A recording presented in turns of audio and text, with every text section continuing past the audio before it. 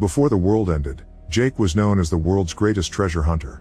No matter the age or the location of the object, he was able to find it. His favorite place to look for treasure was underwater, and he enjoyed being his own boss. Unfortunately, a terrible solar flare hit the planet and the world descended into chaos. All electronics were fried and the government disappeared, so warlords started to rule. Soon cities were starving, money was useless, diseases spread, and it became impossible to find medicine or fuel. 6 years after the solar flare, Jake is still working as a treasure hunter in England. He arrives in an old neighborhood, and after observing the area for a while, he enters a hotel and takes the stairs to the penthouse. There's a large bookshelf that he inspects closely until he finds a secret door that hides a room. Jake immediately sets up a bunch of small explosives that force the steel door open. Then he connects his own battery to get some light. There's a keypad on a safe that requires a password, so he looks at the fingerprints on the keys and combines the letters in a notebook until he finds the right word. Once he opens the safe, he finds a collection of old records and plays the one that matches the password. The music opens a second hidden safe and Jake retrieves a very expensive violin. At that moment, a bunch of thugs wearing police uniforms enter the room and demand the violin, but Jake refuses to hand it over and threatens to shoot them. The thugs try to attack him anyway, so Jake opens fire and starts killing them one by one, exchanging a few blows when he needs a moment to recharge. When he runs out of bullets, he throws a blade at a running man's back. The leader takes the blade, only for Jake to give him the finger. This activates an explosive on the blade that kills the leader too. Moments later, Jake enters a huge mansion that has become a factory full of dangerous guards. He hands the violin to the warlord's assistant, and she tells him that King August has another job for him. Jake thinks it's weird for a warlord to call himself king and turns down the offer because it requires crossing the channel. When August hears that Jake turned down the job, he tells his assistant to find an offer he can't refuse. Afterward, Jake goes home, which is a broken boat in the docks. He dodges the traps he set up for strangers and happily feeds his dog. Then Jake goes through the supplies he's received as payment for the job, including a record that he plays while drinking. When he falls asleep, he dreams of sailing a brand new boat around the world. In the morning, Jake's awakened by a noise. He goes outside and finds a soldier caught in one of his traps. The guy says the king has come to meet him, so Jake leaves the boat without helping the soldier down. Inside a warehouse, August is waiting surrounded by dozens of soldiers. He explains he's hired lots of people but none of them can find things like Jake does. August also shares how he's been working hard to rebuild civilization. Jake is still not interested in the mission, but August makes him listen to him by showing him the reward, a brand new boat. The goal is to retrieve the Mona Lisa, which should be stored in a secret storage facility. Paris was one of the first cities that got attacked, so the government evacuated all its national treasures. August even promises to give Jake all the resources and food he needs, so Jake takes the job. First, he goes to say goodbye to his dog and asks August's assistant to take care of his pet if he doesn't make it back.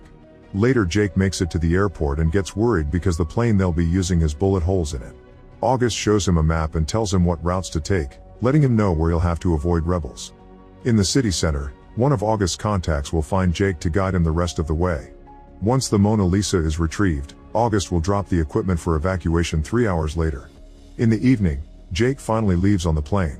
The young pilot is confident that everything is working perfectly, but during the flight Jake continues to worry because he sees the guy struggling with the controls. The pilot admits that they'll run out of fuel halfway there, so they need to have their parachutes ready. Jake asks for tips since he never used a parachute before, but the pilot isn't helpful. Eventually Jake falls asleep and dreams about sailing again. This time there's a woman with him. He's suddenly awakened when the plane shakes and he discovers they're under attack. The pilot is doing his best to dodge all the shots, but he announces they'll have to drop earlier. Once they find a safe spot, Jake jumps out and releases the parachute. He floats down for a while and ends up having a rather painful landing. Afterward, Jake gets moving only to find various fires in the area. To his horror, rebels have been hanged for their actions. Suddenly a tank bursts through a building and aims the cannon at Jake, but before it can shoot, the tank is hit by a missile. Then a bunch of rebels come out of hiding and throw a grenade inside the tank to kill the soldiers inside. After the rebels leave, Jake finally keeps going. In the city of Amiens, soldiers terrorize the streets under the leadership of the cruel warlord Volkov. He loves to play chess because it teaches him war tactics, and he forces civilians to play with him. When his latest opponent reveals he doesn't know how to play, Volkov shoots him on the spot. His right-hand Gornich informs him that an intruder was seen jumping from a plane, so Volkov sends out his men to find him. In the morning, Jake makes it to St. Quentin. Everyone here lives in poverty and in fear of Volkov. Jake checks the back of a car and takes some old clothes to hide his nice ones.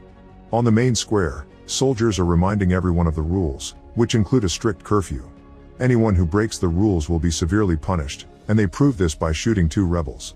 When Jake tries to leave, he finds himself surrounded by soldiers who ask him to drop his bag. He throws it at a man's face and starts fighting the team, trapping a soldier's hand on the car door and smashing another guy's head on the window. A soldier tries to attack him with a knife, but Jake blocks him and stabs him with his own weapon. In just a few seconds everyone's down and Jake gets ready to leave, but another soldier comes out of hiding and gets ready to shoot Jake. However, he suddenly gets his throat sliced by a freedom fighter.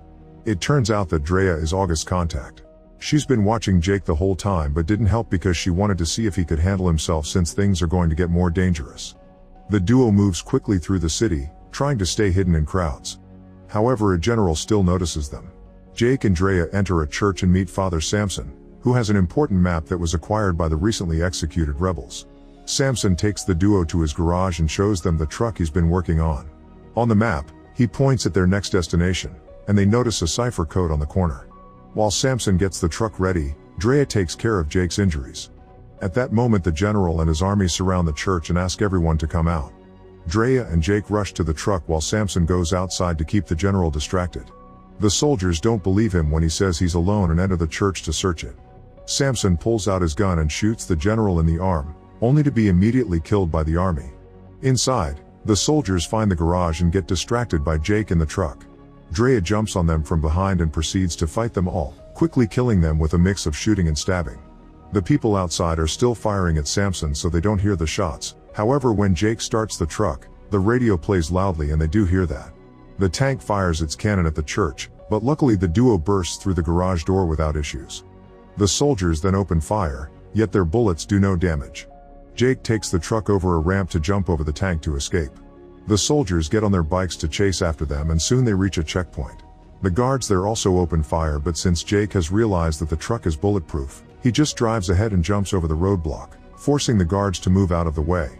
A car with more soldiers appears down the road, so Jake is forced to drive into a building. The tank shoots the cannon from afar, but it only hits a random car that lands on the road and makes some of the bikers crash. Jake has to make a sharp turn to avoid an explosion and Drea makes him enter a tunnel. They drive as fast as possible because 2 bikers are still following them, but when they come out they find another tank waiting. The cannon shoots at them and Jake avoids the attack just in time. The chase continues and soon the duo finds themselves surrounded. Drea throws a grenade to bring down the bikers, however there's still a car after them. The tank opens fire again and Jake makes the truck jump, so the shot ends up hitting their pursuers instead. As the truck enters another area of the facility, a new car with soldiers appears. Then the tank gets ready for another shot, so Jake moves fast to get out of the way and once again their enemies are brought down instead. Now Jake and Drea can finally drive safely to Soili. That night, the heroes stop to take a break. Jake wonders why everyone is so willing to die for a painting, no matter how famous it is. Drea explains that the painting is just an excuse to find the vault before Volkov because it contains lots of weapons that the rebels could use to fight. She knows about Jake's dream, so she's made an origami boat for him as a good luck gift. The next day Volkov travels fast to St. Quentin on his train. The general tells him how only 2 rebels defeated the entire team and tries to get a win by mentioning he killed the priest, however Gornich kills him anyway. In Soili, the duo stops at an old building that is supposed to have the vault. Drea is nervous because this area is under the control of the Wraiths, a group of former inmates that became cannibals.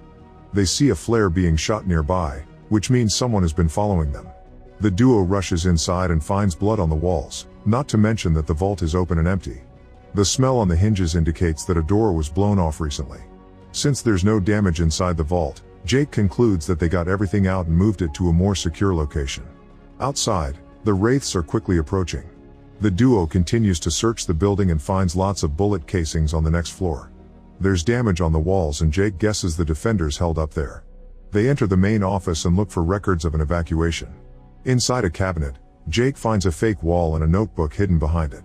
Drea translates the French notes and gets the coordinates they need, but Jake is suspicious. He thinks that the people protecting the treasure wouldn't leave the location for anyone to find. Using the cipher from the map, Jake tries to decode the coordinates to get the real location. At that moment the Wraiths burst into the building.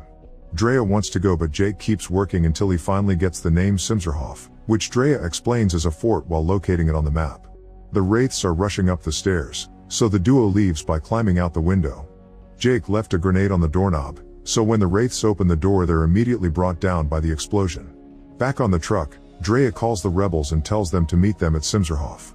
Moments later the train arrives at Souli and Volkov sees the tire marks left by the truck. Goranich finds the notebook with the coordinates, but Volkov doesn't fall for it and uses a UV light to reveal Drea's fingerprints on the map. Now he knows he must go to Simserhof too. The wraith that shot the flare is still alive and Volkov thanks him for the intel by shooting him. Eventually the heroes arrive at Simserhof and Drea has to cut a chain to open the gate. When they reach the main building, Jake gets suspicious because there's no security. Inside some machines are still running, so Jake assumes there are solar panels.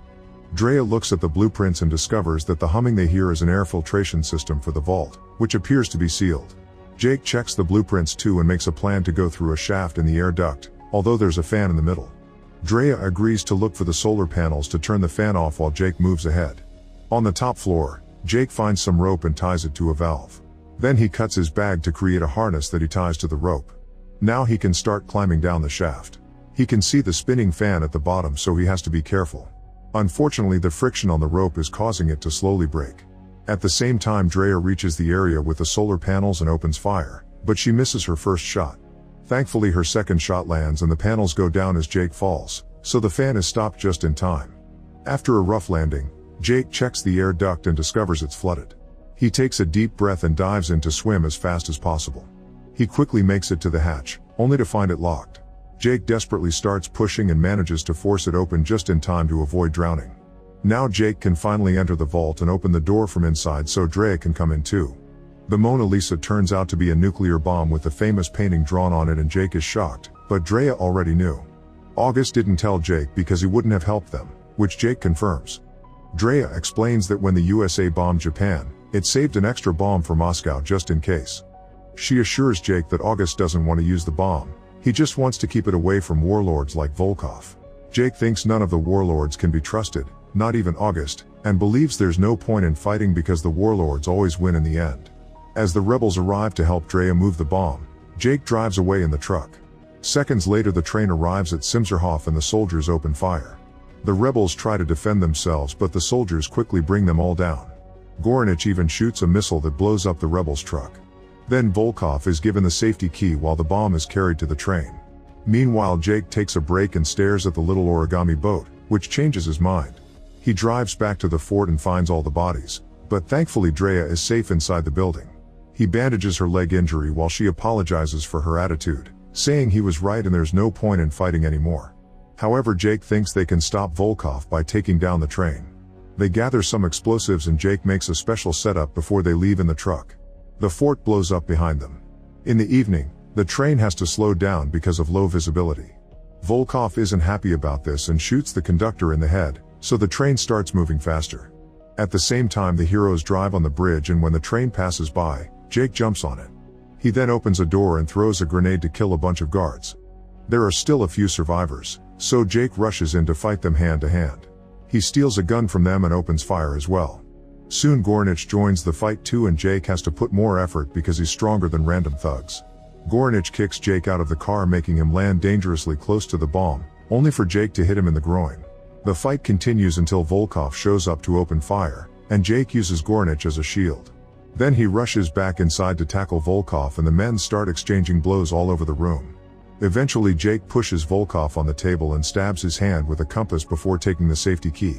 Meanwhile Drea drives ahead and reaches the following bridge, where she sets up the explosives. They soon blow up and destroy the bridge before the train can cross it. Jake immediately leaves the car and Volkov rushes to the controls to try to stop the train, but it's too late. Volkov can only watch as the train plunges into the abyss, exploding several times as it rolls down the gorge. Nearby Drea cries because she thinks Jake is dead too, but he surprises her from behind and they hug. Sometime later in England, Jake gives the safety key to August and explains that the bomb is at the bottom of the gorge. Only the K can detonate it, but August still wants to retrieve it just in case. Jake refuses to accept any more missions and leaves on his new boat.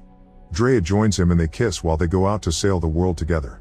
In the meantime, August puts the safety key in his own vault, revealing he's had the real Mona Lisa all along.